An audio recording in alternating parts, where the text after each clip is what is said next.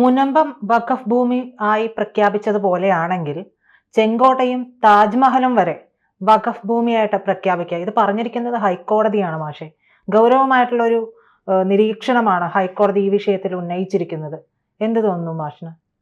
അല്ല, ഹൈക്കോടതി അങ്ങനെ ഒരു നിരീക്ഷണം നടത്താൻ പ്രധാനപ്പെട്ട കാരണം എന്ന് പറയുന്നത് മുനമ്പം എങ്ങനെ വഖഫ് ഭൂമിയായി പ്രഖ്യാപിച്ചു എന്ന ചരിത്രമാണ്. 1950 യഥാർത്ഥത്തിൽ ഈ വഖഫ് ഭൂമി ആധാരപ്രകാരം നമ്മളുടെ രജിസ്റ്റർ ഓഫീസിൽ കൈമാറ്റം ചെയ്യപ്പെടുന്നത്. എന്നുവെച്ചാൽ അത് വിൽക്കാനായിട്ടുള്ള അവകാശത്തോടുകൂടി ആണ് ഇഷ്ടദാനം നടത്തപ്പെടുകയും അത് പിന്നീട് വിൽക്കപ്പെടുകയും ചെയ്തു. ആളുകൾ അതൊക്കെ വാങ്ങിക്കുകയും ചെയ്തു. കേരളത്തിൻ്റെ റവന്യൂ വകുപ്പ് കൈകാര്യം ചെയ്ത് ആളുകൾക്ക് വിൽപ്പന നടത്തി ആളുകൾ വാങ്ങിച്ച് താമസിക്കുന്ന ഭൂമി 2019 വഖഫ് ബോർഡ് പറഞ്ഞത് വഖഫ് ഭൂമിയാണ് എന്ന് പ്രഖ്യാപിക്കുകയാണ് ചെയ്തത്. എന്ത് അടിസ്ഥാനത്തിലാണ് ആ പ്രഖ്യാപനം നടത്തുന്നത്? കോടതി തന്നെ അമ്പരന്നെന്നാണ് ഞാൻ മനസ്സിലാക്കുന്നത്. അതുകൊണ്ടാണ് കോടതി ഇപ്പോൾ ചോദിച്ചത്, ഇതുപോലെ ഏതെങ്കിലും രേഖകളുടെ അടിസ്ഥാനത്തിൽ നിങ്ങൾക്ക് വേണമെങ്കിൽ താജ്മഹലിനെ വഖഫ് ഭൂമിയായിട്ട് പ്രഖ്യാപിക്കാമല്ലോ. താജ്മഹൽ മാത്രമല്ല, ചെങ്കോട്ടയും പല നിയമസഭാ മന്ദിരങ്ങൾ പോലും ചിലപ്പോൾ നിങ്ങൾ സ്വന്തമാക്കി കളയുമല്ലോ എന്ന് കോടതി ചോദിച്ചിരിക്കുക. വഖഫ് ബോർഡ് ഇതുവരെ നടത്തിയിരുന്ന തെറ്റായിട്ടുള്ള അന്യായമായ ഒരു കയ്യടക്കലിൻ്റെ കൂടി ചിത്രമാണ് യഥാർത്ഥത്തിൽ അതിനകത്ത് വെളിവാക്കി വരുന്നത്. ഇത് കുറേ കാലങ്ങൾക്ക് മുമ്പ്, കുറച്ച് മാസങ്ങൾക്ക് മുമ്പ് ഇത് വലിയ രാഷ്ട്രീയ കോളിലൊക്കെ വരുന്നത്. എവിടെ? മുനമ്പത്ത്. നമ്മളതിനെക്കുറിച്ച് ഡിസ്കസ് ചെയ്ത സമയത്ത് നമ്മൾ അന്നും പറഞ്ഞിട്ടുണ്ട്, മുനമ്പം ഭൂമി എന്ന് പറഞ്ഞാൽ വഖഫ് ഭൂമിയല്ല എന്നുള്ളത്. അത് ആർക്കാണ് മനസ്സിലാവാത്തത്? കാരണം അത് ആധാരമനുസരിച്ച് കൃത്യമായിട്ട് കൈമാറ്റം ചെയ്യപ്പെട്ടിരിക്കുന്നതിന് റവന്യൂ വകുപ്പ് കൈമാറ്റം ചെയ്യുന്നതിന് അംഗീകാരം കൊടുക്കുകയും ചെയ്തിരിക്കുന്നതാണ്. ഇവിടെ ആളുകൾ ഭൂമി വാങ്ങിച്ച അങ്ങനെയാണ്, വെറുതെ കടലാസിൽ എഴുതിയല്ല വാങ്ങിച്ചത്. മുദ്രപത്രത്തിൽ സർക്കാർ രജിസ്റ്റർ ഓഫീസിൽ രജിസ്റ്റർ ചെയ്ത് വാങ്ങിച്ച ഭൂമിയാണ്. അവിടെ നിന്ന് അവർ കുടിയിറങ്ങണം എന്ന് വഖഫ് ബോർഡ് വന്ന് പറഞ്ഞു. മുസ്ലിം ലീഗും അതുപോലെ മുസ്ലിം സംഘടനകളൊക്കെ ഇതാണ് ശരി എന്ന് പറഞ്ഞ് ഈ രാജ്യത്ത് മുഴുവൻ അവർ പോസ്റ്റർ ഒട്ടിച്ചിട്ടുണ്ടായിരുന്നു. കണ്ടു കാണുമ്പോൾ കയറും അതിലൊക്കെ പോസ്റ്റർ ഒട്ടിച്ചിരിക്കുകയാണ്. മുനമ്പം ഭൂമി വഖഫ് ഭൂമി എന്ന് പറയുന്നത്. ഇപ്പോൾ അതിന് തീർപ്പായി കഴിഞ്ഞിരിക്കുകയാണ്. സർക്കാർ ഇത് അന്വേഷിക്കുന്നതിന് വേണ്ടി ജസ്റ്റിസ് CN രാമേന്ദ്രനെ ചെയർമാനായിട്ട് ഒരു സമിതി ഉണ്ടാക്കുക. സമിതി അന്വേഷണം തുടങ്ങിയ സമയത്ത് ഈ വഖഫ് ബോർഡുകാരെ കൂടി പോയി കോടതിയിൽ ചെന്നു. അപ്പോൾ അവിടെ ഇരിക്കുന്ന സിംഗിൾ ജഡ്ജുണ്ട്, സിംഗിൾ ബെഞ്ച് ജഡ്ജ്. അദ്ദേഹം എന്ത് ചെയ്യുമെന്ന് വെച്ചാൽ ഇത് ഇനി സ്റ്റേ കൊടുത്തു.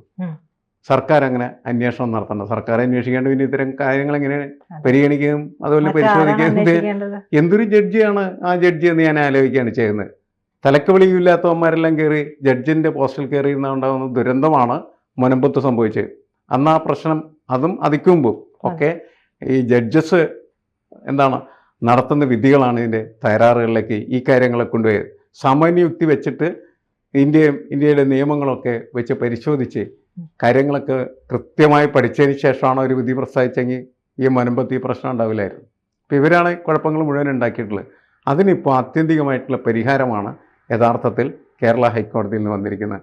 മാത്രമല്ല, സർക്കാർ അപ്പീൽ പോയിട്ടാണ് ഈ വിധി വന്നിരിക്കുന്നത്. സർക്കാരിൻ്റെ ഒരു വിജയം കൂടിയാണ്.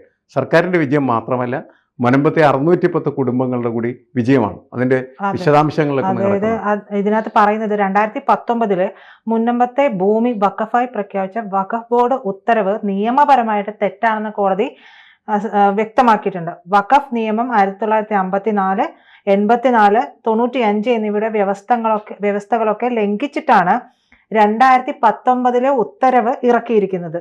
ഇവിടെ നീതീകരിക്കാനാകാത്ത കാലതാമസം ഉണ്ടായെന്ന് കൂടി കോടതി ചൂണ്ടിക്കാട്ടുന്നുണ്ട്.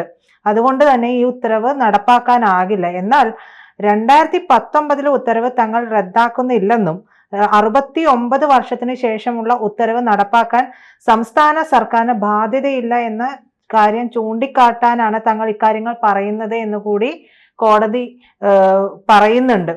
അത് മുനമ്പത്തേത് വഖഫ് ഭൂമിയാണെന്നും ജുഡീഷ്യൽ കമ്മീഷൻ നിയമിച്ച നടപടി നിലനിൽക്കുന്നുണ്ടെന്നുമുള്ള ഹൈക്കോടതി സിംഗിൾ ബെഞ്ച് ഉത്തരവ് സർക്കാരിനേറ്റ തിരിച്ചടി കൂടിയായിരുന്നു. ആ സാഹചര്യത്തിലാണ് കോടതിയുടെ ഇപ്പോഴത്തെ ഈ ഒരു വിധി വരുന്നത്. ഒരു ഘട്ടത്തിൽ മാഷ കേട്ടിട്ടുണ്ടാവും, സുപ്രീം കോടതി ഇരിക്കുന്ന ഭൂമി, ആ ഭൂമി വരെ വഖഫിന്റെ ആണെന്ന് പറഞ്ഞു കളഞ്ഞു.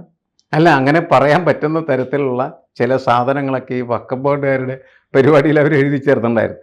അതുകൊണ്ടാണ് ഇത് എനിക്ക് തോന്നുന്നത് പുതിയ വഖഫ് നിയമ ഭേദഗതി വരുന്നതിന് കാരണമായി തീർന്നത് അങ്ങനെയാണ്.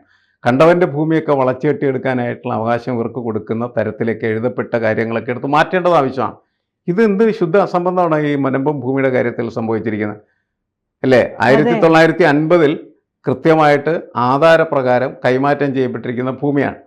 ആ ഭൂമി ദൈവഭൂമിയാണ് എന്ന് പറഞ്ഞുകൊണ്ടാണ് വഖഫ് ബോർഡ് വന്നത്. അതിനിപ്പോൾ അന്തിമമായിട്ടൊരു പരിഹാരം വന്നിരിക്കുകയാണ് ചെയ്യുന്നത്. നമ്മൾ എത്രയോ രാഷ്ട്രീയ നാടകങ്ങൾ ഈ പള്ളിപ്പുറത്ത് നമ്മൾ കണ്ടതാണ്, അല്ലെങ്കിൽ മുനമ്പത്ത് നമ്മൾ കണ്ടതാണ്.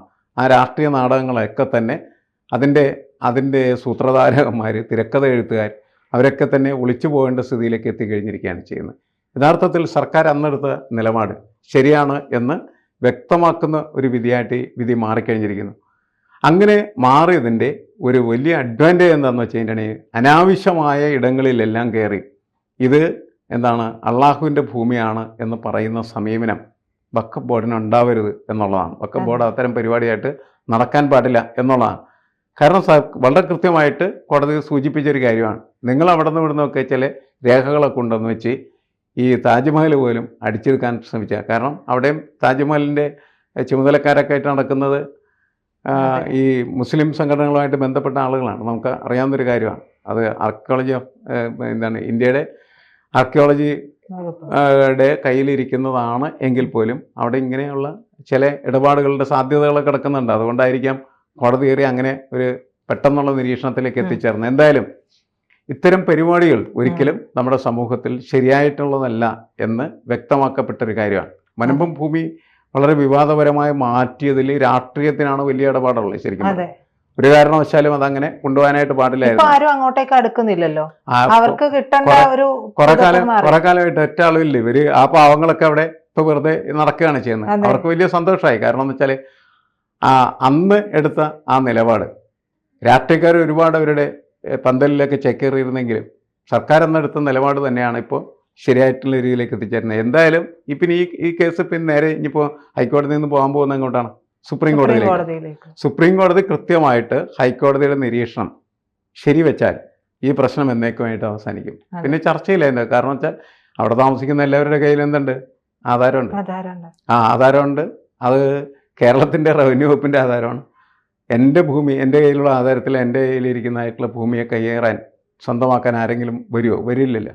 വന്നാൽ നമ്മൾ സമ്മതിക്കില്ല. പക്ഷെ ഇവിടെ അതിക്ക് മുമ്പുള്ള ഒരു കോടതി വിധിയാണ് ഈ തകരാറുകൾ മുഴുവൻ ഉണ്ടാക്കി. അതിനെല്ലാത്തിൻ്റെയും പരിഹാരമായിട്ട് ഹൈക്കോടതി വിധി ഇപ്പോൾ മാറിയിട്ടുണ്ട് എന്നാണ് നമുക്ക് മനസ്സിലാക്കാനായിട്ട് കഴിയുന്നത്.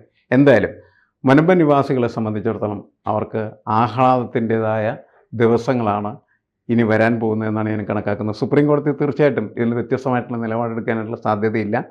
വളരെ കൃത്യമായിട്ടായിരിക്കാം ഹൈക്കോടതി അതിൻ്റെ നിരീക്ഷണം നടത്തി വിധി പ്രസ്താവിക്കുന്നത്. ആ വിധി ചോദ്യം ചെയ്യപ്പെടാനുള്ള സാധ്യത കുറവായിരിക്കും എന്നാണ് ഞാൻ കണക്കാക്കുന്നത്. കാരണം ഇത് തന്നെയാണ്. ഇത് 1950 ആധാരപ്രകാരം കൈമാറ്റം ചെയ്യപ്പെട്ട ഭൂമിയാണ്. അതാണ് പ്രശ്നം. അതുകൊണ്ട് അത് കയ്യേറാൻ വഖഫ് ബോർഡിന് ഒരു അവകാശവും ഒരു കാലത്തും ഉണ്ടാകുന്നതല്ല. ഇങ്ങനെ അവകാശവാദവുമായിട്ട് വഖഫ് ബോർഡ് നടന്നാൽ എല്ലാവരും വഖഫ് ബോർഡിനെതിരായിട്ട് തീരും. മുസ്ലിം ലീഗും അതേപോലെ തന്നെ മുസ്ലിം സംഘടനകളും അന്നെടുത്ത നിലപാടുകൾ നമ്മുടെ സമൂഹത്തിനൊട്ടും കൊള്ളാവുന്ന ഒരു സാധനമല്ല. നമ്മളെ മതേതര സമൂഹത്തെ തന്നെ നശിപ്പിക്കുന്ന സമീപനമായിരുന്നു. ഞാൻ പല സ്ഥലത്തും ഇങ്ങനെ നടക്കുന്ന സമയത്ത് ചുമരുകളിലൊക്കെ ഈ പോസ്റ്റർ കണ്ടിരുന്നു, മുനമ്പം വഖഫ് ഭൂമി തന്നെ എന്ന് പറഞ്ഞ് ഈ ഇസ്ലാമിസ്റ്റ് സംഘടനകൾ ഇതടിച്ചിറക്കിയിരിക്കുകയായിരുന്നു കേരളത്തിൽ മുഴുവൻ. എന്ത് കാര്യമാണ് ഇതൊക്കെ? കാശ് കൊടുത്ത ആളുകൾ ഭൂമി വാങ്ങിച്ച് താമസിക്കുന്നിടത്ത് കയറിയിട്ട് അതിൻ്റെ വഖഫ് ഭൂമിയാണെന്ന് പറയാൻ എന്താണ് ഇവനെ അനുവദിക്കുന്നതെന്നാണ് ഞാൻ ചോദിക്കുന്നത്. അത് കൃത്യമായിട്ട് ഹൈക്കോടതി ഇപ്പോൾ ചോദിക്കുകയും അതിന് കൃത്യമായിട്ടുള്ള ഒരു നടപടിക്രമമാവുകയും ചെയ്തു. ഇനി ഉള്ള സാധ്യതയാണ് മറ്റൊരു സുപ്രീം കോടതിയിലേക്കും സുപ്രീം കോടതി ഹൈക്കോടതി പറയുന്നതാണ് ശരിയെന്ന് പറഞ്ഞ് ഇതോടെ അവസാനിച്ച് പിന്നെ മുൻപത്ത് ഒരു രാഷ്ട്രീയക്കാരൻ്റെയും ആവശ്യമില്ല. കൂടുതൽ വാർത്തകളും വിശേഷങ്ങളും നിങ്ങളിലേക്ക് എത്താൻ ABC മലയാളം സബ്സ്ക്രൈബ് ചെയ്യുക, ബെൽ ബട്ടണും അമർത്തുക.